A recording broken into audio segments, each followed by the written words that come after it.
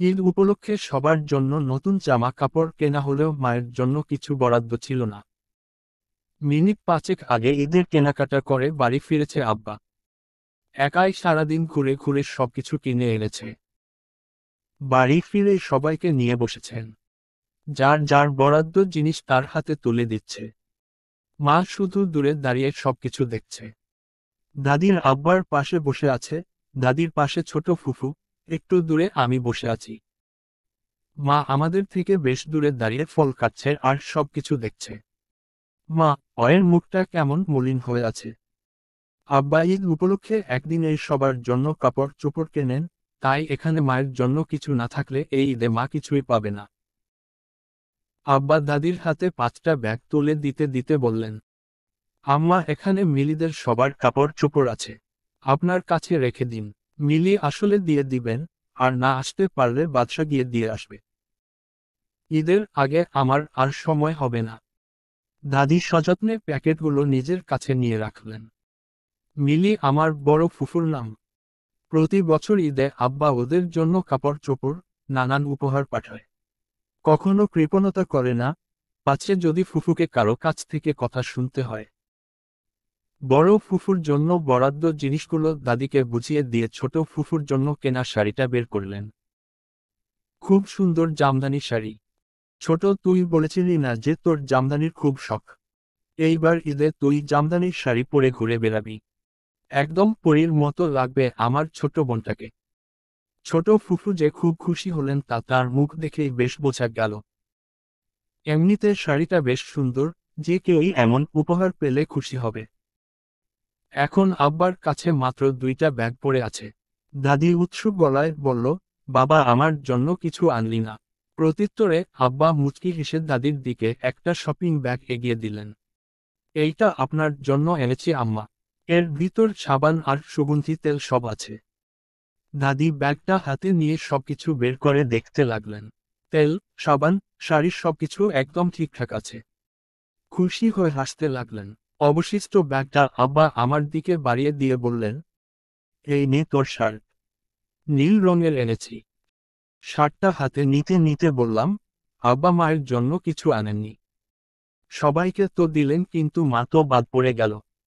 আব্বা কিছু বললেন না, কিন্তু দাদি কর্কশ গলায় বলল, তোর মায়ের কত কাপড় লাগে। আলমারি ভরা শাড়ি কাপড়, সেখানে থেকেই কিছু একটা পরবে ঈদের দিন। হ্যাঁ দাদি, আমার মায়ের কিছু লাগে না। মায়ের সব কিছু থাকে। আপনার আর আপনার মেয়েদের প্রতি বছর নতুন নতুন কাপড় লাগে। আহ বাদশা, দাদির সাথে ঠিকভাবে কথা বলো। উনি তোমার বয়সে বড়, বড়দের কি করে সম্মান করতে হয় জানো না? আব্বার কথা মেজাজটা বিগড়ে গেল। রাগী গলায় বললাম, বড়রা সম্মান ধরে রাখতে না জানলে তাকে সম্মান করা যায় না। দাদি হয়তো ভুলে গেছেন সে যেমন আপনার মা, আপনার কাছে তার মূল্য যেমন, তেমনি আমার মাও আমার কাছে তেমন। আপনি যেমন দাদিকে কেউ কিছু বললে মানতে পারেন না, তেমনি আমার মাকে কেউ বাজে কথা বললে আমার সহ্য হয় না। ছোট ফুফু ব্যঙ্গ করে বললেন, তাও বাদশা, তুই না হয় তোর মাকে ঈদের কাপড় কিনে দে। তোর যখন এত দরদ মায়ের জন্য। মা এত সময় কোন কথা বলেনি, চুপচাপ নিজের কাজ করে যাচ্ছিল। ফুফুর কথায় মুখ খুললেন। বনু বাদশার কতটুকু ছেলে যে আমাকে কাপড় কিনে দিবে? ও কি নিজের রোজগার করে নাকি? বড় হলে নিশ্চয়ই দিবে। ভাবি, কিছু মনে করো না। যে ছেলে বড় হয়নি, তার মুখে এত বড় বড় কথা মানায় না। বাবা ছোট ফুফুর দিকে রাগী চোখে তাকালো। ছোট ফুফু নিজের ঘরে চলে গেলেন। দাদি হয়তো কিছু বলতে চাইলেন, তবে তার আগে আব্বা সেখানে থেকে চলে গেল। আছরের আজান দিয়েছে বেশ অনেক সময়, জামায়াত শুরু হয়ে যাবে। আব্বা বেশিরভাগ সময় জামায়াতে নামাজ পড়ার চেষ্টা করে। দাদি কিছু না বলে সবগুলো শপিং ব্যাগ হাতে নিয়ে নিজের ঘরের দিকে হাঁটলেন। আব্বা দাদি বা ফুফুদেরকে কাপড় কিনে দেন, এই নিয়ে আমার কোন সমস্যা। কিন্তু বড় ফুফুর শ্বশুর শাশুড়ির জন্য কেন কাপড় কিনতে হয় বুঝি না। আব্বা চাইলে মায়ের জন্য কমদামি একটা শাড়ি আনতে পারতেন, তাতেও মা খুব খুশি হতো। ছোট থেকে দেখে আসছি মায়ের কোন বিলাসিতা নেই। আব্বা যে কাপড় পছন্দ করে আনতো, মা খুশি মনে সেসব পরে দিন কাটিয়ে দিত। দাদি ফুফুদের কিছু দেওয়া নিয়ে কখনো মায়ের অভিযোগ দেখতে পায়নি। মা বরাবরই আব্বাকে সাপোর্ট করতেন। মায়ের এই ভালো মানুষের সুযোগ নিয়েই হয়তো মাকে ঠকানো হচ্ছে আজকাল। একটা দীর্ঘশ্বাস ফেলে নিজের ঘরে চলে গেলাম। অনেকক্ষণ ধরে বিছানায় শুয়ে এপাশ ওপাশ করছি। মাগরিবের আজান দিতে 20 মিনিটের মতো বাকি তখন। প্রতিদিন মসজিদে গিয়ে ইফতার করি আমি, কিন্তু আজ ইচ্ছে করছে না। বাড়ির ইফতারের সবকিছু গোছানো হয়েছে কিনা দেখতে রান্নাঘরে গেলাম। মা তখন ডাল ধুয়ে একটা বাটিতে রাখছেন। ও মা, ডাল দিয়ে কি করবে এখন? এই তো পেঁয়াজু বানাবো। মসজিদে যাবি না? না, আজ যেতে ইচ্ছে করছে না। এখন ডাল বেটে কখন পেঁয়াজু বানাবে তুমি?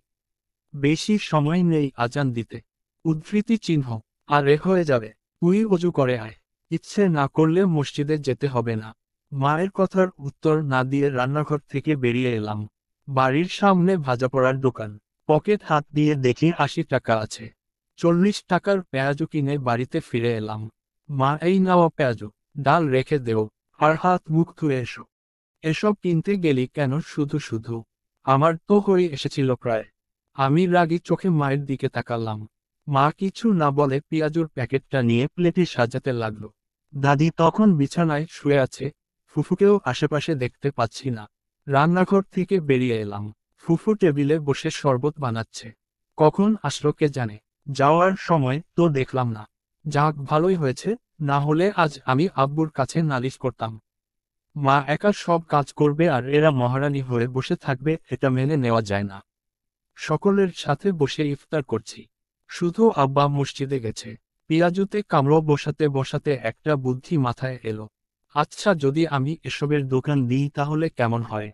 বেশি লাভ করব না, অল্প লাভে সবকিছু বিক্রি করব। আর লাভের টাকা জমিয়ে ঈদে মাকে একটা সুন্দর শাড়ি কিনে দিব। বুদ্ধিটা মাথায় আসতেই চোখ দুইটা জলজল করে উঠল। কিন্তু আমি তো এসব কিছু বানাতে পারি না। তাছাড়া ব্যবসা করতে গেলে পুঁজি লাগে। তারপর ভাজার জন্য কড়াই, কত রকমের জিনিসপত্র লাগে। সেসব কোথায় পাবো? চোখের মাঝে জ্বলে ওঠা স্বপ্নটা মুহূর্তে নিভে গেল। সেই সাথে মনটাও খারাপ হয়ে গেল। মন খারাপ নিয়ে ইফতার শেষ করলাম। মাগরিবের নামাজ শেষ করে পড়তে বসলাম। মন কিছুটা হালকা হয়েছে। আল্লাহ কাছে বলেছি একটা উপায় বের করে দিতে। আল্লাহ চাইলে সবকিছু সম্ভব। বইখানার সামনে নিয়ে বসে আছি, কিন্তু পুরায় মন বসছে না। খাতা বের করে অঙ্ক করতে আরম্ভ করলাম, যদি একটু মন বসাতে পারি। দুইটা অঙ্ক শেষ করতে পারিনি, বাড়িতে কিসের চিৎকার চেঁচামেচি শুরু হলো। বই খাতা বন্ধ করে সেদিকে হাঁটা দিলাম। কি জানি কি হলো আবার। আব্বা গম্ভীর হয়ে বসে আছে। ফুফুর হাতে আজকের নতুন শাড়িটা। ফুফু চোখের পানি নাকের পানি এক করে ফেলেছে। দাদি আল্লাহ গো বলে বিলাপ করছে। মা একটু দূরে মুখ কালো করে দাঁড়িয়ে আছে। কয়েক মুহূর্ত কিছু বুঝতে পারলাম না। কি রে ছোট, কি হয়েছে? কাঁদিস কেন তুই? আব্বার প্রশ্নের বুঝতে পারলাম কাহিনী এখনো শুরু হয়নি। ঠিক সময়ে এসেছি আমি। ফুফু কাঁদতে কাঁদতে বলল, দেখ ভায়া, আমার শাড়িটা ছিঁড়ে গেছে। আমি বিকালে একটু দেখেছিলাম। একদম ভালো শাড়ি আলমারিতে তুলে রেখেছি। এখন বের করে দেখি এতটা ছিঁড়ে গেছে। শাড়ি তো ছেঁড়া থাকার কথা না। আমি নিজে হাতে নিয়ে দেখে ভালো শাড়ি এনেছি। তাহলে হয়তো কেউ শাড়িটা ছিঁড়ে ফেলেছে। কত মানুষেরই তো আমার সুখ সহ্য হয় না।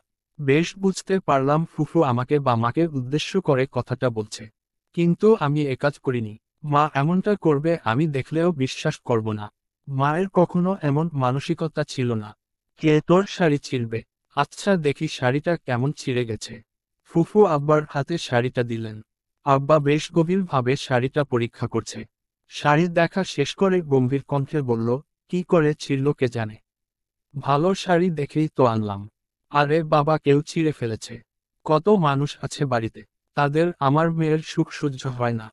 কি বলতে চাও তুমি? কে করবে এমন কাজ? ভাইয়া, এ নিশ্চয়ই ভাবি বা বাদশার কাজ। ওরা ছাড়া আর কে শাড়ি ছিঁড়তে আসবে? ফুফুর কথায় আমি হতভম্ব হয়ে গেছি। মা দূরে দাঁড়িয়ে চুপচাপ সবকিছু শুনছে। হয়তো চোখের কোণে অশ্রুকণা জমেছে। আব্বা কিছু বলছে না, গম্ভীর হয়ে দাঁড়িয়ে আছে। বাবা, তুই এর বিচার কর। মেয়েটার নতুন শাড়িটাকে এমন করলো। আল্লাহ গো, আম্মা ছোটর শাড়িকে ছিঁড়েছে তা দেখিনি আমি। না দেখে কিছু বলতে পারবো না। আপাতত এসব বাদ দেন, সকালে দেখা যাবে। কথাগুলো বলে আব্বা হনহন করে নিজের রুমে চলে গেলেন। ফুফু তখনও দাঁড়িয়ে দাঁড়িয়ে কাঁদছে। দাদি বিলাপ করতে করতে ঘরে চলে গেলেন। আমিও নিজের ঘরে এসে দরজা বন্ধ করে দিলাম। এসব অশান্তি একদম ভালো লাগে না আমার। নতুন করে কেমন ঝামেলা শুরু হলো আল্লাহ জানে। মা কখনো এমন কাজ করবেন না, এতটুকু আমি নিশ্চিত। তাহলে শাড়িটা ছিঁড়ল কে? রাতে খাওয়া শেষ করে বিছানায় আসলাম মাত্র, কিন্তু ঘুম আসছে না। খাওয়ার সময় কেউ কোন কথা বলেনি। ব্যাপারটা বেশ অদ্ভুত লেগেছে। এক হাত দিয়ে কপাল চেপে ধরলাম। এই শাড়ির চিন্তা করে আমার কোন লাভ নেই। আমাকে যেভাবেই হোক মা ওর জন্য ঈদের উপহার কিনতে হবে। খুব সুন্দর দেখতে একটা শাড়ি কিনে দিব আর একটা মেহেদি। মা মেহেদি লাগাতে খুব পছন্দ করে, কিন্তু টাকা কোথায় পাবো? বাড়ি থেকে হাত খরচের জন্য খুব বেশি টাকা দেয় না। কোন টাকা জমানো নেই আমার কাছে। আর আব্বুর কাছে টাকা চাওয়ার কোন মানে হয় না। আমি নিজের রোজগারের টাকায় মাকে উপহার দিব। নানান কথা ভাবতে ভাবতে কখন যে ঘুমিয়ে গেছি নিজেও জানি না। মা ওর ডাকে ঘুম ভেঙে দেখি সেহরির সময় হয়ে গেছে। তড়িঘড়ি করে উঠে গেলাম। হাত মুখ ধুয়ে খেতে বসলাম। সবাই একসাথে বসে খাচ্ছে। বাবা মেয়েটার শাড়ির ব্যাপারে কিছু বললে না তো? সকাল পর্যন্ত বেঁচে থাকলে কাল সকালে দেখব। আপাতত খাওয়া শেষ করি। দাদি কিছু বললেন না। ফুফুও চুপচাপ খাচ্ছে। মা কার কি লাগবে না লাগবে সেদিকে খেয়াল রাখছে। আমি মায়ের পাশে বসে খাচ্ছি। মা সবকিছু টেবিলে রাখা আছে। কারো কিছু দরকার হলে সে নিজেই নিতে পারবে। তুমি খাওয়া শেষ করো তো। মা মুচকি হাসলেন। হয়তো তার ছেলে বড় হয়ে গেছে এই আনন্দে। আজকাল ফজরের নামাজ পড়ে আমাদের বাড়িটা কেমন নিস্তব্ধ হয়ে যায়। সবাই ঘুমিয়ে থাকে। শুধু আমি কাঁধে ব্যাগ ঝুলিয়ে স্যারের বাড়িতে যাই। স্যারের কাছে পড়ব বলে কয়েকজন মিলে ব্যাচ করে নিয়েছি। ব্যাচে পড়লে কম টাকা লাগে। রোজকার মতো আজও সাইকেল নিয়ে রাস্তায় বেরিয়ে পড়েছি। হেঁটে গেলে আমাদের বাড়ি থেকে স্যারের বাড়ি যেতে ঘন্টা খানেক সময় লাগে। সাইকেল আছে বলে যাতায়াতে তেমন সমস্যা হয় না আমার। স্যারের বাড়িতে গিয়ে দেখলাম কেউ এসে পৌঁছায়নি। অগত্যা একা একা বসে রইলাম। সকলের জন্য অপেক্ষা করা ছাড়া অন্য উপায় নেই আমার। সবাই না আসলে স্যার পড়ানো শুরু করে না। সহপাঠীদের বাড়ি স্যারের বাড়ির আশেপাশে, তবুও তারা প্রতিদিন দেরি করে আসে। কথায় বলে না স্টেশনের কাছের লোকরা ট্রেন ফেল করে, অনেকটা তেমন। আমরা যেখানে পড়ি তার পাশে কিছু জিনিসপত্র সাজিয়ে রাখা। এগুলো আগে পরে চোখে পড়েনি। আজই প্রথম দেখলাম। মিনিট পাঁচেক পর একটা লোক এসে জিনিসগুলো ব্যাগে ভরতে লাগলেন। আমাকে দেখে মুচকি হেসে বললেন, পাশের রুমটা ভাড়া নিয়েছি গতকাল থেকে। এসব আমার জিনিসপত্র, কাল রাতে এসেছি, সবকিছু গুছিয়ে উঠতে পারিনি বলে এখানে রেখেছিলাম। তোমার কোন অসুবিধা হবে না তো? না, আমার কোন অসুবিধা নেই। তাও বাবা তোমাকে তো কাল রাতে দেখলাম না। কোথায় ছিলে? রাতে এখানে দেখা পাবেন না আমার। আমি এখানে থাকি না। স্যারের কাছে পড়তে এসেছি। রোজ সকালবেলা আসি, ঘন্টা দুয়েক পরে বাড়িতে ফিরে যাই। তা বেশ, তা বেশ। তাও বাবা একটা কথা বলবো তোমাকে। জি বলুন। তোমার জানাশোনা এমন লোক আছে যে এই আশেপাশের 4-5 এলাকা খুব ভালো করে চেনে, জানে? তা আছো কয়েকজন? আপনার কি দরকারে লাগবে এমন মানুষ? আসলে আমার একটা ব্যবসা আছে, সেসব খাবার ডেলিভারির জন্য লোক লাগবে। যেহেতু খাবারের ব্যাপার তাই চেনা জানা লোক থাকবে। কিসের ব্যবসা আপনার? আর খাবারের ব্যবসা বলে চেনা জানা লোক কেন লাগবে? বেশ প্রশ্ন করো তো তুমি। জানার আগ্রহ আছে। তুই নিজের রান্না করে লোকের বাড়িতে খাবার পৌঁছে দিই। রান্না করা খাবার কি বেশি সময় ভালো থাকে বলো? সকালের রান্না করলে রাত হতে হতে বাসি হয়ে যায়। তাই একটু তাড়াতাড়ি করেই সবার কাছে পৌঁছে দিতে হয়। আজকাল একা পেরে উঠছি না। তাছাড়া এলাকায় নতুন, সবকিছু চিনিও না। তাই তোমাকে বললাম, এলাকা চেনা থাকলে দুধ যাওয়া যায়। না হলে ঠিকানা খুঁজতে খুঁজতেই দিন শেষ। কয়েক মুহূর্তের জন্য চোখ দুটো জ্বলজ্বল করে উঠল আমার। এই কাজটা করলেই তো টাকার ব্যবস্থা হয়ে যায়। এখানেই কিছু একটা ব্যবস্থা করতে হবে আমার। আপনার হয়ে কাজ করলে কত টাকা বেতন দিবেন? সঠিকভাবে একটা ডেলিভারি দিতে পারলে 30 টাকা।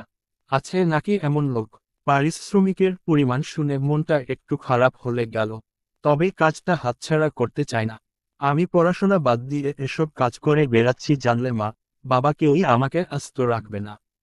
দিনে কয়টা ডেলিভারি দিতে হয় কাকা? এই 2-4টা। হিসাব করে দেখলাম, একদিনে 2টা ডেলিভারি দিতে পারলে মোট 60 টাকা পাবো। ঈদের এখনো 15 দিন বাকি। তাহলে মাস শেষে দাঁড়ালো 900 টাকা।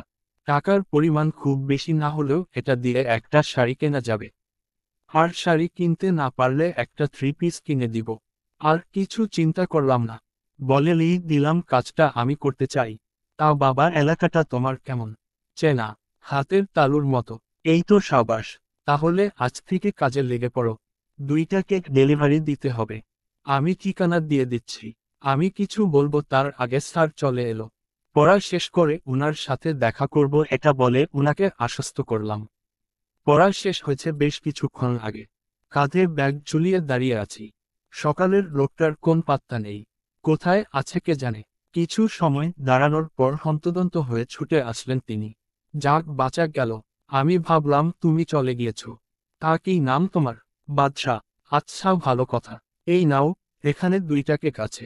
এই ঠিকানায় ডেলিভারি দিয়ে দিবে। তোমার মোবাইল আছে নাকি? না, তবে বাড়িতে আছে। আপনার নম্বরটা দিন, আমি বাড়ি গিয়ে কল দিব আপনাকে। এই বয়সে তোমাকে এখনো মোবাইল দেয়নি। মায়ের সন্দেহ হয় আমি মোবাইলে আসক্ত হয়ে যাব, তাই দেয় না। মা, অয়ের মোবাইল আছে, ওইটা দিয়েই কাজ চালাই। তা বেশ ভালো করেছেন। আজকাল ছেলে মেয়েরা মোবাইল মোবাইল করে পড়াশোনা থেকে মন উঠিয়ে নিচ্ছে। উনার থেকে ব্যাগ 2টা আর ঠিকানা লেখা কাগজটা নিয়ে রওনা দিলাম। উনি জানালেন কাজ শেষ হলে টাকা দিবেন। 2টা জায়গায় আমার চেনা ছিল, তাই ডেলিভারিতে কোন সমস্যা হলো না। বাড়িতে আসার পথে বলে তেমন সময়ও লাগেনি। কাজ শেষ করে আস্তে আস্তে সাইকেল চালাচ্ছি। বাড়িতে ফেরার তেমন তাড়া নেই। কেমন নাটকীয়ভাবে কাজটা পেয়ে গেলাম আমি। এখনও মনে হচ্ছে স্বপ্ন দেখছি। কখনো ভাবিনি ডেলিভারি ম্যানের কাজ করব। কোন কাজকেই আমি ছোট বলে মনে করি না। সৎভাবে সামান্য কিছু ইনকাম করাও সম্মানের। কত লোক অল্প কিছু টাকা রোজগারের আশায় সারাদিন কাজ করে। সত্যিই আমাদের কাছে যা তুচ্ছ কোন মানুষের কাছে হয়তো সেটাই স্বপ্ন। বাড়িতে ফিরে দেখলাম ফুফু আর দাদির সোফায় বসে আছে, বাবা ওদের সামনে একটা চেয়ারে। মাকে আশেপাশে কোথাও দেখতে পারলাম না। আচ্ছা ছোট, তুই কখন দেখলি শাড়ি ছিঁড়ে গেছে? যখন তোমাদের কাছে নিয়ে এসেছিলাম তখন। দেখেই দৌড়ে এসেছি। শাড়ি কোথায় রেখেছিলে? বিছানার পাশে। দাদির চেহারা দেখে বোঝা যাচ্ছে উনি প্রচণ্ড বিরক্ত। এসব প্রশ্ন উত্তর উনার ভালো লাগছে না।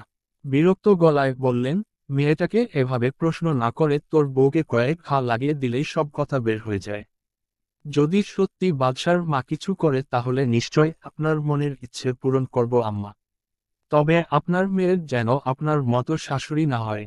দাদি কেমন যেন চুপসে গেলেন। দরজার কাছে একটা বাচ্চা মেয়ের গলা শোনা যাচ্ছে। আমার নাম ধরে ডাকতে ডাকতে বাড়ির ভিতর আসছে। মেয়েটা পাশের বাড়ির তিন্নি, সবে 6 বছর বয়স ওর। আমার সাথে খুব ভাব। আমি বাড়ি থাকলে প্রায় আসে। এছাড়া বাড়ির সবাইও ওকে খুব ভালোবাসে। কি সুন্দর পাকা পাকা কথা বলে।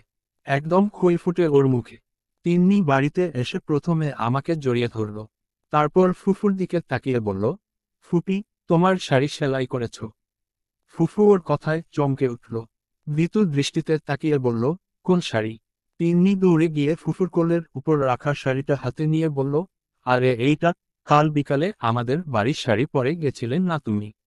বললে যে তোমার ঈদের জামদানি। তখনই তো ঘরের লোহায় বেঁধে শাড়ি ছিঁড়ে গেল। ফুফুর চোখে মুখে ভয় ছেয়ে গেছে। দাদিও হতবাক হয়ে তাকিয়ে আছেন। তিন্নি নিজের মতো কথা বলে যাচ্ছে। আমার দিকে তাকিয়ে হাসতে হাসতে বলল, জানো ভায়া, শাড়ি ছিঁড়ে গেলে ফুপি কাঁদছিল। একদম আমার মতো করে। শাড়ির ব্যাপারটা একদম পরিষ্কার হয়ে গেছে তিন্নির কথায়। বাবা ফুফুকে সজোরে একটা থাপ্পড় মারলেন। ফুফু কিছুটা পিছিয়ে গেল। তারপর কড়া গলায় বললেন, নিজের দোষ অন্যের উপর চাপাতে লজ্জা করে না তোর? শাড়িটা তুই ছিঁড়েছিস যখন, তাহলে কেন অন্যদের উপর দোষ চাপাতে চাস? কিছু কিছু না বলে গালে হাত দিয়ে কাঁদতে কাঁদতে ঘরে চলে গেল। সেই সাথে দাদিও। ভেবেছিলাম ঘটনা এই পর্যন্ত শেষ হয়ে যাবে।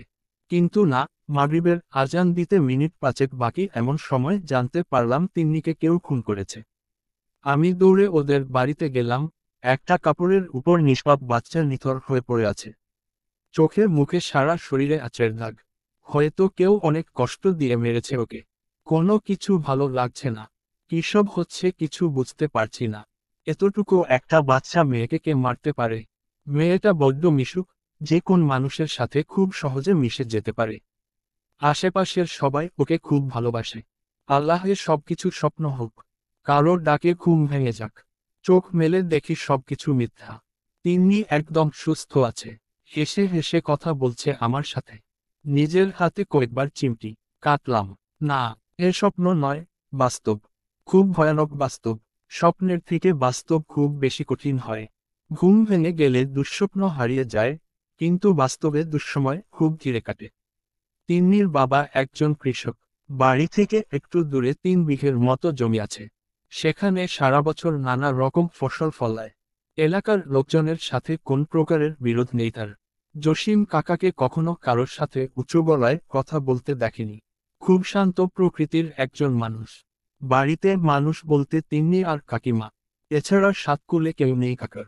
কাকিমার অবশ্য একজন ভাই আছে, তবে তার সাথে তেমন সম্পর্ক নেই এদের। প্রতি সিজনে যেসব ফল ফসল হয়, কাকা তার থেকে সামান্য কিছু হলেও সকলের বাড়িতে পাঠিয়ে দেয়। সকালে খেয়ে বাড়ি দিয়ে বেরিয়ে যায় আর সন্ধ্যার আগে আগে ফেরে। সারাদিন জমিতে নানান কাজ করে। কাকার হাতে যেন সোনা ফলে, কখনো কোন অভাব দেয় যায় না ওদের সংসারে। এত সুখী পরিবারের এলাকায় 2টি আছে কি না সন্দেহ। এমন শান্তির জীবনে কোন অন্ধকার নেমে এলো। জসিম কাকা ঘরের কোণে স্তব্ধ হয়ে বসে আছে। কোন কথা বলছে না, কাঁদতে না, যেন একদম পাথর হয়ে গেছে। কাকিমা চিৎকার করে কাঁদছে, কিছু সময়ের পর পর অজ্ঞান হয়ে যাচ্ছেন। কয়েকজন মহিলা কাকিমার খেয়াল রাখার চেষ্টা করছে। মাথায় তেল পানি দিয়ে দিচ্ছে, হাতে পায়ে তেল মালিশ করে দিচ্ছে। পুলিশকে খবর দেওয়া হয়েছে বেশ কিছুক্ষণ আগে। হয়তো এখনই চলে আসবে। পুলিশ আসার পরে তিন্নির লাশটা নিয়ে যাবে। ফুলের মতো মেয়েটার শরীর কেটে নানান পরীক্ষা করবে। না চাইতেও চোখের পানিতে কপল ভিজে যাচ্ছে আমার। এই তো সকালেই তিন্নি আমাকে জড়িয়ে ধরেছিল। আমার কোনো ভাই বোন নেই, তিন্নিকে নিজের বোনের মতোই ভালোবাসতাম। বাড়িতে থাকলে বেশিরভাগ সময় ওর সাথে কাটিয়ে দিতাম। ওদের বাড়িতে ভালো কিছু রান্না হলে বুড়িটা আমার জন্য বাটিতে করে নিয়ে আসতো। মায়ের কাছে দিয়ে বলতো, এইটা ভাইয়াকে দিবে, আর তুমি একটু খাবে। বেশি খাবে না যেন। ঠিক আছে। ওর কাণ্ড দেখে সবাই খুব হাসত। মা মাঝে মাঝে বলতেন তিন্নি আমার আপন বোনের মতো, রক্তের সম্পর্ক ছাড়াই আমরা আপন ভাই বোন। কত খুনসুটি করেছি তিন্নির সাথে, একে একে সবকিছু মনে পড়ছে। চিৎকার করে কাঁদতে ইচ্ছে করছে, কিন্তু চাইলেও চিৎকার করতে পারছি না। চোখ দিয়ে পানি পড়ছে শুধু। পুলিশ এসেছে বেশ কয়েক মিনিট আগে। সবাইকে নানান কথা জিজ্ঞেস করছে, কিন্তু কে খুন করেছে বা কে খুন করতে পারে তার কোন হদিস পাওয়া যাচ্ছে না। জসিম কাকার শত্রু নেই, কারো সাথে ঝগড়া বিবাদ নেই, তাই কারো কথা বলতে পারছে না কেউ। ওসি সাহেব কাকার কাছে গিয়ে বসল। আপনার কি কাউকে সন্দেহ হয়? না স্যার, কাকে সন্দেহ করব আমি? আমার তো কোন শত্রু নেই। মেয়েটা সকালেও একদম সুস্থ ছিল। মেয়েটাকে সবাই খুব পছন্দ করত। ওকে খেলতে দেখে আমি কাজে গিয়েছি। দুপুরের পর পর তিন্নির মায়ের কথা শুনে বাড়িতে এসে দেখি আমার মেয়ে। জসিম কাকা আর কিছু বলতে পারলেন না। কণ্ঠ জড়িয়ে গেল তার। একটাই মেয়ে ওনার, তাকে হারিয়ে আজ একদম নিঃস্ব হয়ে গেছেন। যেহেতু কাকা কাউকে সন্দেহ করে না বা কারোর নামে মামলা করেনি, তাই পুলিশ নিজের মতো করে হত্যার তদন্ত করবে। পুলিশের লোকজন তিন্নির লাশটা নিয়ে চলে গেল। পোস্টমর্টেম করার পর লাশ দাফন করতে পারবে। তিন্নিদের বাড়িতে গ্রামের সব লোক জড় হয়েছে। এত লোকজনের ভিতরও একদম একা লাগছে নিজেকে। ওদের বাড়ি থেকে বেরিয়ে এলাম। ওদের বাড়ির পিছনে পুকুর পাড়ে তিন্নির লাশ পাওয়া গেছে। দুপুরের পর পর কাকিমা ওদিকে পাতা কুড়াতে গেছিল। তখনই তিন্নির এই অবস্থা দেখতে পেয়ে চিৎকার করে ওঠে। ওনার চিৎকারে লোকজন জড় হয়। বাড়িতে ফিরে নিজের ঘরে চলে গেলাম। বিছানায় শুয়ে শুয়ে আকাশ পাতাল চিন্তা করছি। কান্নার কারণে মাথা যন্ত্রণা করছে খুব। এক হাত দিয়ে কপাল চেপে ধরে আছি, এতে কিছুটা ভালো লাগছে। ছোটবেলা থেকে অনেক গোয়েন্দা কাহিনী পড়েছি। ইচ্ছে করছে নিজেই তিন্নির খুনিকে খুঁজে বের করে একই রকম ভাবে মেরে ফেলি। কথাটা মাথায় আসতেই বাড়ি দিয়ে বেরিয়ে পড়লাম। যদিও পুলিশ জায়গাটা খুব ভালো করে দেখেছ, কিন্তু তবুও আমি নিজে দেখতে চাই। লোকজনের ভিড়ে যতটা পারলাম একটা সূত্র খোঁজার চেষ্টা করলাম, কিন্তু কিছুই খুঁজে পেলাম না। পুকুরের ওদিকটায় ঝোপঝাড়, ঝোপঝাড় পেরিয়ে একটু সামনে একটা খোলা মাঠের মতো। তবে বেশি জায়গা না, মাঠের ওপারে বড় রাস্তা দেখা যায়। হাঁটতে হাঁটতে মাঠে চলে এলাম। মাঠে নামার পথ বেশ ভালো। এদিকে একটা বড় মেহগনি গাছ, বেশ পুরনো। গাছের গোড়ায় শেষ বিকালের রোদ এসে পড়েছে, ভালো করে খেয়াল করে দেখলাম কয়েকটা ভাঙা কাচের চুড়ি সূর্যের আলোয় জ্বলজ্বল করছে। সেদিকে এগিয়ে গেলাম। চুড়িগুলো হয়তো আমি চিনি, দুপুরে ঘুমানোর আগে ফুফুর হাতে ঠিক এই রঙের চুড়ি দেখেছিলাম। কিন্তু এখানে ফুফুর চুড়ি আসবে কি করে?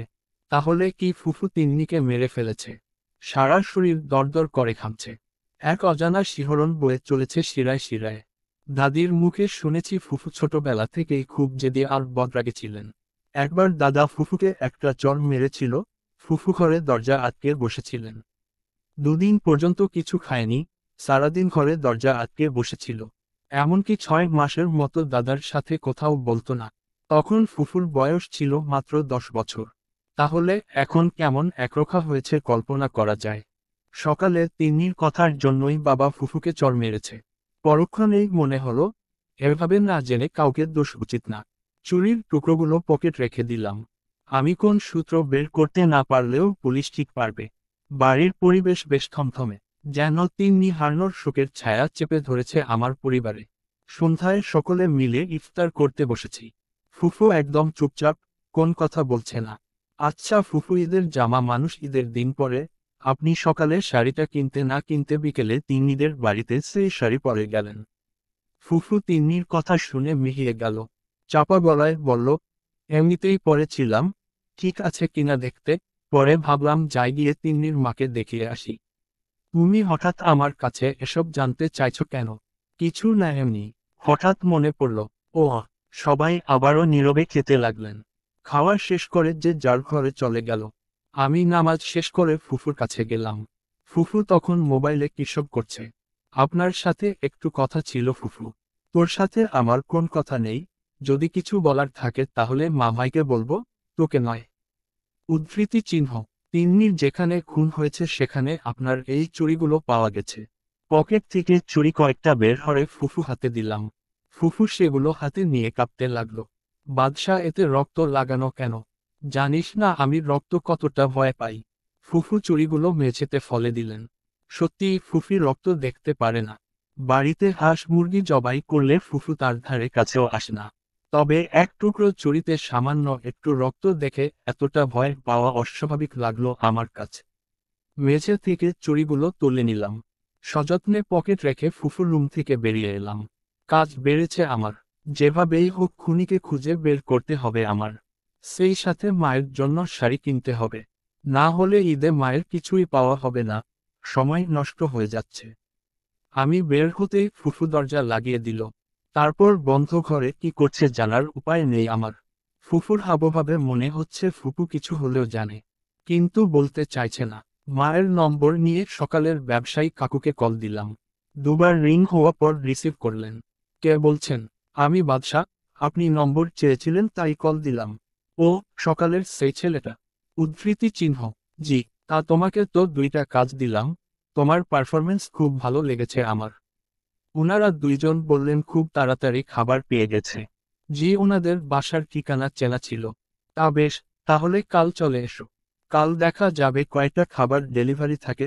যত বেশি অর্ডার তত বেশি লাভ। তোমারও আর আমারও। জি আচ্ছা, তাহলে এখন রাখছি। তা বেশ। প্রচণ্ড ঘুম আসছে আমার। মোবাইল মায়ের ঘরে রেখে এসে শুয়ে পড়লাম। ঘড়িতে তাকিয়ে দেখি সবে 8টা বাজে। এত সকালে কখনো ঘুমাতে যাই না আমি। কারো কান্নার শব্দে ঘুম ভাঙল আমার। ঘড়িতে তখন 2টা বাজে, ঘন্টা খানেক পরে আবার সেহরির জন্য উঠতে হবে সবার। কান্নার শব্দ অনুসরণ করে এগিয়ে গেলাম।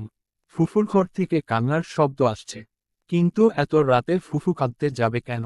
চারপাশের পরিবেশ অদ্ভুত ধোঁয়াশায় ভরে গেছে। দরজার কড়া নাড়লাম। কোন সমস্যাও হতে পারে, না জেনে কোন কিছু মনে করা উচিত হবে না। কড়া নাড়ার শব্দে কান্না থেমে গেল। কিন্তু কথা বলল না। আমিও আর দাঁড়িয়ে রইলাম না। প্রচণ্ড খিদে পেয়েছে, রাতে না খেয়ে ঘুমিয়ে গেছিলাম। ইফতারের সময়ও বেশি কিছু খাওয়া হয়নি। রান্নাঘরে গিয়ে নিজের মতো করে খাবার খেয়ে আবারও ঘুমাতে চলে গেলাম। সকালে পড়া আছে, তারপর আবার খাবার ডেলিভারি দিতে হবে। তাছাড়া তিন্নির ব্যাপারটাও আমি দেখব। হয়তো আমার বয়স কম, তবে ইচ্ছে শক্তি আর দৃঢ় প্রতিজ্ঞা থাকলে সবকিছু সম্ভব। আমার বন্ধু মানিকের বাবা একজন পুলিশ অফিসার। আমাদের থানায় উনার পোস্টিং। দরকার হলে মানিকের সাথে কথা বলে উনার কাছে সাহায্য চাইব। তবে যে আমার ছোট্ট বোনটাকে এমনভাবে হত্যা করতে পারে তার কোন নিস্তার নেই। সেহরির সময় হয়ে গেছে। মা দরজায় কড়া নাড়ছে। বাদশা, খেতে উঠবে না? সময় হলে গেল তো। এই ছেলেটাকে রোজ এভাবে ডাকতে হয়। আমি একটু আগে খেয়েছি মা, তোমরা খেয়ে নেও। তুই না খাস? জসিম কাকদের বাড়িতে খাবার দিয়ে আয়। এই অবস্থায় কি রান্না করছে না করছে আল্লাহ জানে। অগত্যা বিছানা ছেড়ে উঠতে হলো। মা একটা ব্যাগে টিফিন বক্স সাজিয়ে দিয়েছে। সেগুলো নিয়ে তিন্নিদের বাড়ির দিকে হাঁটা শুরু করলাম। চারিপাশ একদম নিস্তব্ধ। ওদের বাড়ির কাছে আসতেই কান্নার আওয়াজ শোনা যাচ্ছে। এখনো বেশ কয়েকজন লোক রয়েছে, হয়তো ওদের অবস্থা বুঝে ওদের সাথে আছে। জসিম কাকা এখনো সেইভাবে বারান্দায় বসে আছে। কাছে গিয়ে সালাম দিলাম। আসসালামু আলাইকুম। ওয়ালাইকুম আসসালাম বাবা, কিছু বলবে? আপনাদের জন্য খাবার নিয়ে এসেছি। সেহরিতে কিছু খেতে হবে তো নাকি? জানো বাবা, আমার সোনা মা প্রতিদিন রোজা রাখার বায়না করত। সেহরির সময় সবার আগে ঘুম দিয়ে ওঠে যেত, একটা রোজাও রাখতে পারল না আমার পাখিটা। উড়াল দিয়ে চলে গেল। বলার মতো কিছু খুঁজে পেলাম না। চুপচাপ দাঁড়িয়ে রইলাম। কাকাকে সান্ত্বনা দেওয়ার মতো ভাষা জানা নেই আমার। প্রথম রোজার দিন তিন্নি আমাকে জিজ্ঞেস করেছিল, রোজা আছো বাদশা ভাই? হেসে বলেছিলাম, হুম আছি। তুই রোজা আছিস? হয়, এখনো আছি। তবে ছেলে বলেছে একদিনে 3টে রোজা থাকতে। তাহলে আমার 90টা রোজা হবে। তুমি একদিন একটাই রোজা রাখো, তাই তো তোমার মোটে 30টা। হি হি হি। মেয়েটা ছোট্ট ছোট্ট আঙুল গুনছিল আর এসব বলেছিল। তিন্নি জসিম কাকাকে ছেলে ডাকে। ছোটবেলায় জসিম কাকার মা মারা গেছে, তাই মেয়ের মাঝেই মাকে খুঁজে পেতেন তিনি। কাকা, কিছু একটু খেয়ে নিন। গলা দিয়ে খাবার নামবে না রে বাজান। তুমি দেখ, যদি তোমার কাকিকে কিছু খাওয়াতে পারো। খাবারের ব্যাগ হাতে ঘরের ভিতর গেলাম। কাকি অচেতন হয়ে পড়ে আছে। হয়তো অতিরিক্ত কান্নার জন্য এমনটা হয়েছে। দুইজন মহিলা কাকির মাথার পাশে বসে আছে। কাকিকে কয়েকবার ডাকলাম কিন্তু উঠল না। বসে থাকা মহিলাদের ভিতর একজনের হাতে ব্যাগ দিয়ে বললাম, আপনারা খেয়ে নিন, কাকির জ্ঞান ফিরলে যদি পারেন কিছু খাইয়ে দিবেন। ঘর থেকে বেরিয়ে কাকার পাশে গিয়ে বসলাম। দেখে মনে হচ্ছে ওনার সবকিছু শেষ হয়ে গেছে। সাহস করে কাঁধে হাত রাখলাম। কাকা বাচ্চাদের মতো আমাকে জড়িয়ে ধরে কাঁদতে লাগলেন। বাবা রেখে আমার এমন সর্বনাশ করল। আমি তো কারো ক্ষতি করি না, কারোর সাথে আমার বিবাদ নেই। আল্লাহ আমার কলিজাকে রেখে আমাকে কেন নিয়ে গেলেন না? উদ্ধৃতি চিহ্ন। যেই এমন করুক সে ছাড়া পাবে না। আমি আপনাকে কথা দিলাম, বোনের খুনিকে যেভাবেই হোক খুঁজে বের করব। তাইলে কি আমার মা ফেরত আসবে রে বাবা? তা আসবে না। তবে যে এতটুকু বাচ্চার সাথে এমন করেছে তার বেঁচে থাকার কোন অধিকার নেই। কাকার চুপ করে রইলেন। বাড়িতে ফিরে আসলাম। ফুফু মা সবাই টেবিলে বসে খাচ্ছে। ফুফুকে ভালো মতো লক্ষ্য করে দেখলাম, উনার চোখ মুখ ফোলা ফোলা। মলিন মুখে বসে খারাপ খাচ্ছে। ঘড়িতে এখন সকাল 6টা। সাইকেল নিয়ে স্যার বাড়ির দিকে যাচ্ছি। কিন্তু আজ শরীরের বল পাচ্ছি না। পড়া শেষ মানিকের সাথে কথা বলার ইচ্ছে ছিল, মানিকের বাবার সাথে দেখা করব বা ওনার নম্বরটা নিব। কিন্তু মানিক আজ আসেনি। বাড়িতে গিয়ে মানিককে কল দিতে হবে। পড়া শেষে ব্যবসায়ী কাকার কাছে গেলাম। আমি দেখে উনি হাসতে শুরু করলেন। তুমি তো ফাটিয়ে দিয়েছ। আপনার কথার অর্থ ঠিক বুঝতে পারছি না। একটু খোলাসা করে বলেন। আগের দিনের কাস্টমার দুজন আবার অর্ডার দিয়েছে আজ। তোমার ব্যবহারে তারা বেশ খুশি। আচ্ছা, তাহলে আজ কোথায় কোথায় যেতে হবে? আজ সকালে কোথাও যেতে হবে না। তুমি দুপুরের পর পর চলে এসো। রোজা রেখে দুপুরের পর। আচ্ছা, সময় মতো চলে আসব। উনি পকেট থেকে 20 টাকার 3টা নোট বের করে আমার হাতে দিলেন। তারপর হনহন করে নিজের কাজে চলে গেলেন। জীবনের প্রথম রোজগারের কি অদ্ভুত অনুভূতি বলে বোঝাতে পারবো না। বাড়ি ফেরার পথে একটা মাটির ব্যাংক কিনলাম। 30 টাকা নিয়েছে, বাকি 30 টাকা ব্যাংকের ভিতর ফেলে দিলাম। টেবিলের নিচে যত্ন সহকারে ব্যাংকটা রেখে দিলাম। তিন্নির লাশ বিকালের দিকে বাড়িতে নিয়ে আসবে। এমন সুন্দর একটা ফুলকে কেউ খুব বাজে ভাবে দুমড়ে মুচড়ে দিয়েছে, এখন আবার কুচি কুচি করে দিয়েছে। দুপুরের পর মা আর দাদি তিন্নিদের বাড়িতে গেলেন। বাড়িতে ফুফি একা। সুযোগ বুঝে ফুফুর ঘরের দিকে চলে গেলাম। ফুফু তখন খাটে বসে চুলে দিচ্ছে। তোমার সাথে একটু কথা ছিল ফুফু। কি কথা বলতে এসেছিস? যাও বলার তাড়াতাড়ি বল। তিন্নিকে কে মেরেছে? উদ্ধৃতি চিহ্ন। আমি জানি না। উদ্ধৃতি চিহ্ন। তুমি সবকিছু না জানলেও কিছুটা জানো। দয়া করে এভাবে লুকিয়ে রেখো না।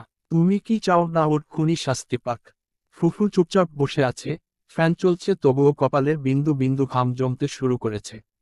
উত্তর না পেয়ে আবারও বলে উঠলাম, ফুফু তুমি যদি খুন করে থাকো, তাহলে আজ বা কাল ঠিকই শাস্তি পাবে। তাছাড়া পুলিশ নিজের দায়িত্ব নিয়ে বিষয়টা দেখছে। বিশ্বাস কর বাদশা, আমি কাউকে খুন করিনি, এত ক্ষমতা আমার হবে না। তুই এখন আসতে পারিস। মনে হচ্ছে তুমি কিছু লুকিয়ে যাচ্ছ আমার থেকে। সারাক্ষণ গোয়েন্দা গল্প পড়ে তোর স্বভাবও ওদের মতো হয়ে গেছে, অহেতুক প্রশ্ন করছিস। তাহলে তোমার চুরি ওখানে কি করে গেল? এটা আমার চুরি না। ফুফু তুমি হয়তো ভুলে গেছো, আমার স্কুলের সামনে থেকে এই চুড়িগুলো কিনেছিলে, আমিও তখন তোমার সাথে ছিলাম। এক রঙের কি আর চুড়ি নেই নাকি? তা নিশ্চয় আছে, তবে তোমার কাছে যে চুড়িগুলো আছে, সেগুলো গুনে দেখলে কয়েকটা কম পড়বে।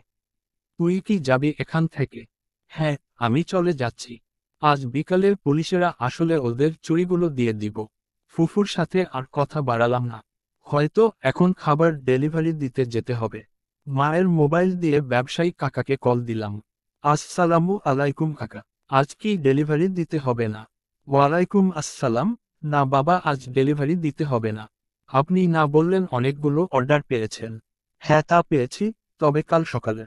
আজকের যে অর্ডারটা ছিল তা বাতিল হয়ে গেছে। আচ্ছা ঠিক আছে। এই খাবার ডেলিভারির কাজ করে মায়ের জন্য শাড়ি কেনা প্রায় অসম্ভব দেখছি। এমন অনিশ্চয়তা নিয়ে কাজ করলে তো ঈদ চলে আসবে কিন্তু টাকার ব্যবস্থা হবে না। টাকা রোজগার করা যতটা সহজ মনে করেছিলাম ততটাও সহজ নয়।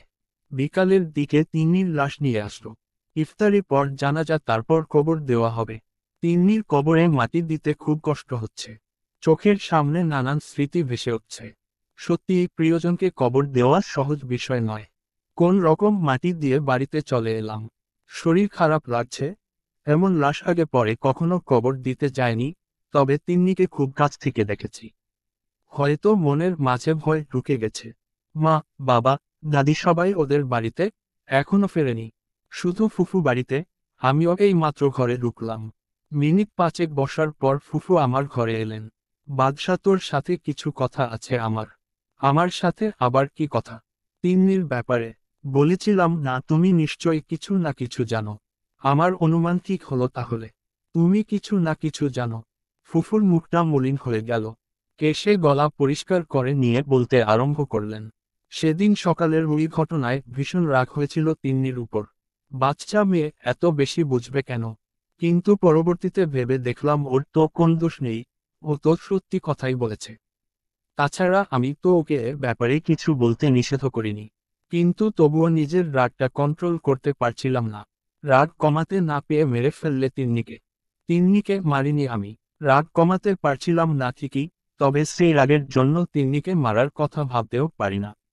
এতটা জঘন্য আমি নই। কি বলতে চাও তুমি? যাও বলার ঠিক করে বলো। তাছাড়া আমি যে তোমাকে চিনি না এমন তো নয়। তোমার পক্ষে মিথ্যা বলা কোন ব্যাপার না। হয়তো বা। রাগ কমাতে না পেরে দুপুরের দিকে একটু সেজেছিলাম। হাতে চুড়ি পরেছিলাম। সেজেগুজে বাড়ির সামনে গেছিলাম। তিন্নি তখন সেখানে খেলছিল। তারপর টেবিলের উপর রাখা গ্লাস নিয়ে পানি খেয়ে নিল। তারপর দুপুরের ঘটনা বলতে শুরু করলেন। সেদিন দুপুরে রিয়া বাড়ির সামনে ফাঁকা জায়গায় দাঁড়িয়েছিল। রাগে শরীর জ্বলে যাচ্ছে তার। তিন্নির জন্য ভাইয়ের হাতে চড় খেয়েছে। না হলে ভাইয়া ভাবিকে একটু বকাঝকা করত। ভাবিকে কথা শোনাতে বেশ লাগে রিয়ার। হয়তো ভাইয়া আবার নতুন একটা শাড়ি কিনে দিতেন, কিন্তু সেসব কিছু হলো উল্টো অপমান হতে হলো। নিজের উপরও প্রচণ্ড রাগ হচ্ছে রিয়ার, কেন যে ঈদের আগের শাড়ি পরেছিল। রিয়াদের বাড়ির সামনে বেশ খানিকটা ফাঁকা জায়গা, কতগুলো ফুল গাছ লাগালো সেখানে, মেহগনি, কড়াই এসব বড় গাছও আছে। প্রায় সময়েই গাছের ছায়ায় বাচ্চারা খেলা করে। চোখ বন্ধ করে লম্বা নিঃশ্বাস নিতে লাগলো রিয়া। কোথায় শুনেছে এভাবে রাগ কমে যায়? তোমাকে একদম পরীর মতো লাগছে। কথাগুলো কানে গেলে চোখ খোলে রিয়া। তিন্নি সামনে দাঁড়িয়ে আছে, কথাগুলো তিন্নিই বলেছে। তিন্নি দেখে রিয়ার রাগ বেড়ে যায়। ঝাঁচালো কণ্ঠে বলে, আমাকে যেমন লাগবে লাগুক। তাতে তোর কি যায় আসে? এভাবে বোকা কেন দিচ্ছ নীলপরি? আমি কি ভুল বলেছি নাকি? সত্যি তুমি খুব সুন্দর দেখতে, নতুন। চাচুও বলেছে। তুই যাবি এখান থেকে। ফুপি, তোমার কি মন খারাপ? সকালে কাকা তোমাকে ওইভাবে মারলো কেন? ইসস, সুন্দর গালটা একদম লাল হয়ে গেছে। কেন মেরেছে তা জেনে তোর কি কাজ? তুই আমার চোখের সামনে থেকে চলে যা। তিন্নি দৌড়ে বাড়ির ভিতর চলে যায়। মিনিট দুয়েক পর এক টুকরো বরফ হাতে ফিরে আসে। ফুপি, তোমার গালটা এদিকে দেও তো। কেন? কাকু তখন তোমাকে মারলো না? এইটা দিলে ঠিক হয়ে যাবে। অনেক ব্যথা করছে তাই না? সেদিও সবুজও আমাকে মেরেছিল এভাবে, খুব ব্যথা পেয়েছিলাম। পরে আম্মু বরফ লাগিয়ে দিয়েছিল। আমি কি করব? তোমাকে কিছু করতে হবে না। আমি তোমার জন্য বরফ নিয়ে এসেছি, লাগিয়ে দিলে ব্যথা কমে যাবে। আমি কাকাকে অনেক বকা দিয়ে দিব।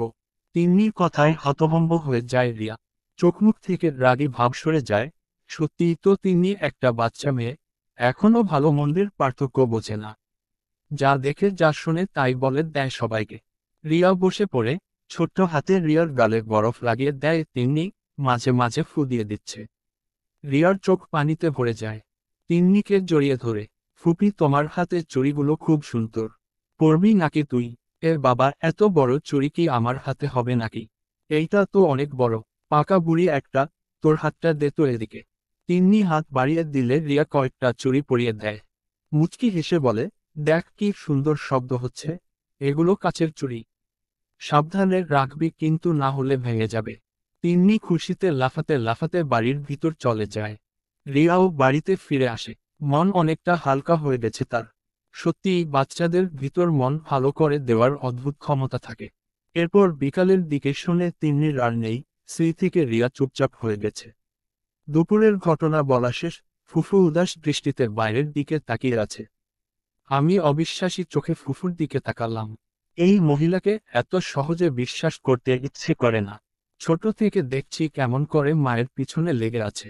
আগে অবশ্য আমাকে বেশ স্নেহ করত, কিন্তু এখন মুখের উপর সব বলে দিই তাই তেমন সহ্য করতে পারে না। চুরির টুকরোগুলো আমার কাছে একটু দে তো বাদশা। অনিচ্ছা সত্ত্বেও চুরির টুকরোগুলো ফুফুর হাতে তুলে দিলাম। চুরি হাতে পাওয়ার কয়েক মুহূর্তের ভিতরে ফুফু সেখানে দিয়ে দৌড় দিলেন। কোথায় যাচ্ছ বলে চিৎকার করতে করতে ফুফুর পিছনে দৌড়াতে লাগলাম। ফুফু দৌড়ে গিয়ে পাতকুয়োর ভিতর চুরিগুলো ফেলে দিল। তারপর আমার দিকে তাকিয়ে শয়তানি হাসি দিয়ে বলল, আমি তোকে বিশ্বাস করি না। তুই এই চুরিগুলো নিয়ে আমাকে ফাঁসিয়ে দিতে পারিস, তাই আগে দিয়েই ব্যবস্থা করে রাখলাম। নিজের উপর প্রচণ্ড রাগ হলো। কি করে এমন ভুল করতে পারলাম আমি? বিকালে পুলিশের কাছে দিয়ে দেওয়া উচিত ছিল এগুলো। বুঝতে বাকি নেই, তুমি নির্দোষ নও। চিন্তা করো না, তোমার বিরুদ্ধে আমি ঠিক প্রমাণ খুঁজে বের করব। ফুফু কিছু না বলে হাসতে লাগলো। সারা রাত দুচোখের পাতা এক করতে পারলাম না। নানান দুশ্চিন্তা আমাকে চেপে ধরেছে যেন। ফুফু খুনি হিসাবে ধরা পড়তে আমার বাড়ির কি অবস্থা হবে? পরিবারের মানসম্মান কোথায় গিয়ে দাঁড়াবে? পরিবারের একজন অপরাধ করলে তার ফল বাকিদেরও ভুগতে হয়। অনেক মাথা ব্যথা করছে। হয়তো সারা রাত ঘুমাতে পারিনি সেজন্য। স্যালারির সময় ঠিকমতো খেতে পারিনি। সাইকেলটাও ঠিকমতো চালতে পারছি না। আজ কেন যেন মনে হচ্ছে স্যারের বাড়ি অনেক বেশি দূরে। গন্তব্য দূর হলেও যেতে হবে, এটাই নিয়ম। স্যারের কাছে পড়া শেষ হওয়ার পর আরও একটা দুঃসংবাদ পেলাম। ব্যবসায়ী কাকার কাছে গেছিলাম খাবার ডেলিভারি দিতে হবে কি জানতে। কিন্তু সেখানে, আসসালামু আলাইকুম কাকা। জি বলো। কাকা, ওই খাবার ডেলিভারি দিতে হবে কিনা সেটা জানতে এসেছিলাম। সে আমি নতুন লোক রেখেছি। তুমি বাচ্চা মানুষ, এত কাজ করতে পারবে না। সেদিন তো বললেন আমি ভালো কাজ করেছি। হ্যাঁ, তা সেদিনের কথা বাদ দেও। কাল আসলে না কেন? আমার একটা বোন মারা গেছে। আপন বোন নাকি? না, বাড়ির পাশের। এমন বোন মরার অজুহাত বহুবার দিয়েছি জীবনে। তুমি আসতে পারো, তোমাকে আর লাগবে না। তাহলে আগের দিন টাকাটা দিন। ব্যবসায়ী কাকা কেমন অদ্ভুত দৃষ্টিতে আমার দিকে তাকালো। এভাবে তাকিয়ে লাভ নেই কাকা। আমি পরিশ্রম করেছি, তার মূল্য পরিশোধ করে দিন। লোকটা পকেট থেকে 60 টাকা বের করে দিয়ে নিজের মনে বিড়বিড় করতে করতে চলে গেল। আমি 20 টাকার 3টে নোট হাতে নিয়ে দাঁড়িয়ে আছি। সত্যিই আমি মাকে শাড়ি কিনে দিতে পারবো না। নিজেকে কখনো এতটা অসহায় মনে হয়নি। সবকিছু কেমন অন্ধকারে ঢেকে গেছে। ছোট ছোট ইচ্ছেগুলো অপূর্ণ থাকাটা কি খুব জরুরি? ঈদের দিন সকালে মায়ের হাতে একটা সুন্দর শাড়ি তুলে দিয়েছি আমি। মা খুব খুশি। শাড়িটা হাতে নিয়ে উল্টে পাল্টে দেখছে, আমাকে জড়িয়ে ধরে কপালে চুমু এঁকে দিলেন। এমনটাও তো হতে পারতো, তাই না? খুব কি অসুবিধা হতো এমনটা হলে? একদিন আমিও বড় হব। আমার পক্ষে একসাথে গোটা 10 শাড়ি কেনাও কোন ব্যাপার হবে না। তবে তখন এই ইচ্ছেটা থাকবে না, কৈশোরের আবেগ থাকবে না, মায়ের হাসিতে তৃপ্তি খোঁজার সময় হবে না। ভীষণ ব্যস্ত থাকব আমি, সারাদিন কাজের পর ঘরে ফিরে বড্ড ক্লান্ত। মায়ের সাথে 2-4 মিনিট কথা বলার সময়ও নেই। কেন? আমি কৈশোরকাল ছেড়ে এসেছি। এখন এসব আবেগ আমার জন্য মানানসই হয়? সত্যিই কি মানানসই নয়? উদ্দেশ্যহীনভাবে সাইকেল চালিয়ে যাচ্ছি, গন্তব্য নির্ধারিত। বাড়িতে ফিরছি, তবুও উদাসীনতা। সাইকেল রেখে রুমে চলে এলাম। একটু ঘুমাতে চাই। বিছানায় শরীর এলিয়ে দিলাম। শান্তিতে ঘুম না এলেও ক্লান্তিতে ঘুম চলে এলো। ঘুম থেকে উঠতে উঠতে বেলা 11টা, মাত্র 1 ঘন্টা ঘুমিয়েছি। রুম থেকে বের হয়ে দেখলাম মা থালা হাতে কোথাও যাচ্ছে। মা, কোথায় যাচ্ছ তুমি? এই তো তিন্নিদের বাড়িতে যাব। এই প্লেটটা দিতে। আমার কাছে দেও, দিয়ে আসছি। মা মুচকি হেসে থালাটা আমার কাছে দিলেন। মায়ের একটা কথা ভীষণ দাগ কেটেছে মনে, তিন্নিদের বাড়ি। মানুষ না থাকলেও তার নামটা থেকে যায়, হয়তো স্মৃতিতে নয়তো ভালোবাসায়। ধীর পা হেঁটে ওদের বাড়িতে চলে গেলাম। দরজায় কড়া নাড়তে যাব, এমন সময় নজরে এলো ঘরের ভিতর একটা লোক কাকি মায়ের হাত ধরে আছে। জানালা দিয়ে স্পষ্ট দেখা যাচ্ছে। দেখে মনে হচ্ছে সান্ত্বনার দিচ্ছে। হঠাৎই কাকিমা লোকটিকে জড়িয়ে ধরলেন। এসব দেখতে ভালো লাগছে না, তাই এগিয়ে গিয়ে দরজায় কড়া নাড়লাম। কে? আমি বাদশা। মা আপনার কাছে পাঠিয়েছে। কাকিমা দরজা খুললেন। আমার হাত থেকে প্লেটটা নিয়ে লোকটাকে উদ্দেশ্য করে বললেন, ভাই, এইটা নিয়ে রাখো। লোকটা এগিয়ে এসে প্লেট নিল, তারপর ভিতরের দিকে চলে গেল। এটাই তাহলে কাকিমার সেভাই? সারা জীবন খোঁজ নেয় না, এখন সহানুভূতি দেখাতে এসেছে। এ ধরনের লোক একদম পছন্দ নয় আমার। ওদের বাড়ি থেকে বেরিয়ে এলাম। বেরিয়ে আসতে আসতে কারো হাসির শব্দ কানে এলো। এই সুখ পুরীতে কে হাসছে?